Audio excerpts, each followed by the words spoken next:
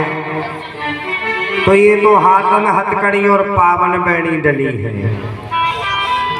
वसुदेव और देवकी के हाथन हथकड़ी पावन बैणी टूट गई। अब भगवान ने वसुदेव जी से कहा कि मुझे तो गोकुल में ले चलो और वहां से योग माया कन्या को लेकर के आ जा। वसुदेव जी ने सुपड़े में श्री ठाकुर जी को रखा और जैसे रखा तो जितने पहरेदार थे वो सब निद्रावस्था में चले गए और अनायास ही कारागृह के दरबार खुलते गए। वसुदेव जी ले गए। यमुना ने भी अपना वेग कम कर लिया। यमुना का जो तीव्र वेग था, यमुना ने भी अपना मध्यम वेग कर लिया। अब यमुना से वसुदेव जी ने प्रार्थना करी कि मुझे जाने के लिए मार्ग दे दो। यमुना धीरे धीरे करके और नीची हो गई, पैरों तक यमुना का जल हो गया। और जैसे यमुना के बीच में पहुंचे वसुदेव जी जैसे पहुंचे तो यमुना ने मौका पाते ही ठाकुर जी के चरणों की वंदना कर ली, चरणों को स्पर्श कर लिया। बोले बहती गंगा में तो स्नान करना ही बहुत बढ़िया है। यमुना ने भी अपना बड़ा सौभाग्य समझा, अपना बड़ा ही सौभाग्य समझ करके वसुदेव जी गोकुल में पहुंचे और ठाकुर जी को वहां पर रखा और योग माया कन्या को लेकर के पुनः मथुरा में लौट आए। मथुरा में जैसे आए तो माया के आते ही जो हाथन हथकड़ी और पावन बैणी खुल गई थी, वो अपने आप माया के आने से दोनों बंधन मुक्त हो गए। जब दोनों बंधन मुक्त हो गए, अब कंस को जैसे पता चला कि अष्टम गर्भ ने जन्म ले लिया है, तो भैया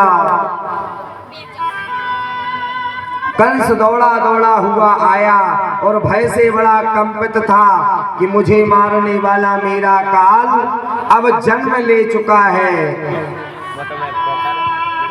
देवकी के हाथों से उस कन्या को छीन लिया और देवकी आंखों में अश्रु धारा बह करके बोली, भैया अब इसको तो छोड़ दो, तुमने मेरी और संतानों को तो मार डाला है, वध कर दिया है, अब मुझे इस कन्या को तो लौटा दो। परंतु नहीं, और जैसे कन्या को पृथ्वी पर पटकना चाहा कंस ने, उसी समय हाथों से वह योग माया छूट करके और आकाश मार्ग की ओर गई और अष्टभुजा रूप धारण करके और कहने लगे, रे मूर्ख कंस, बोले तुझे मारने वाला तेरा काल इस धराधाम पर अवतीर्ण हो चुका है। बोलिए विंध्यवासिनी मैया की। वही विंध्याचल पर्वत पर निवास कर रही है कौन? वैष्णो माता। उन्हीं ने ही अवतार धारण किया था उसी समय। बोले रे मूर्ख कंस, तुझे मारने वाला तेरा काल इस धराधाम पर अवतीर्ण हो चुका है। अब तो भैया कंस बड़ा भय से आक्रांत हो गए, बड़ा ही डरे। भैया जल पिए तो जल में भी भय दिखे, भोजन करे तो दाल में भी कुछ काला दिख जाए तो भोजन को दूर कर दे। रोटी में यदि अगर कुछ काला काला दिख जाए तो रोटी को भी दूर कर दे। अब तो भोजन ही ना करे, क्योंकि योग माया ने सारा हाल कह सुनाया था। अब जिस तरफ कंस देखे उसी तरफ कंस को अपनी मृत्यु दिखाई पड़े। भय से बड़ा कंपित हुआ। अब यहाँ पर गोकुल में जब नंद बाबा की बहन सुनंदा ने मैया यशोदा के पास में कन्हैया को जब देखा तो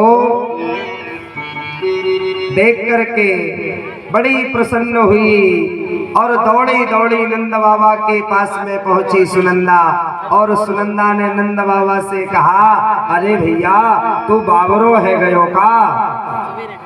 बोले, अरे बहन बता किस लिए मैं बाबरो है गयो?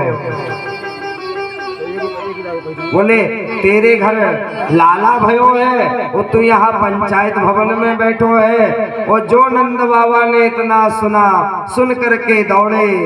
अब तो भैया संपूर्ण ब्रज में पता चल गया कि नंद के आनंद भयो है। तो सारे ब्रजवासी अपने अपने घर से दूध दही माखन लेकर के और चल पड़े और नंद बाबा के भवन में एकत्रित हो गए। ऐसा नंदोत्सव हुआ भैया। बोलिए नंद नंदन भगवान की।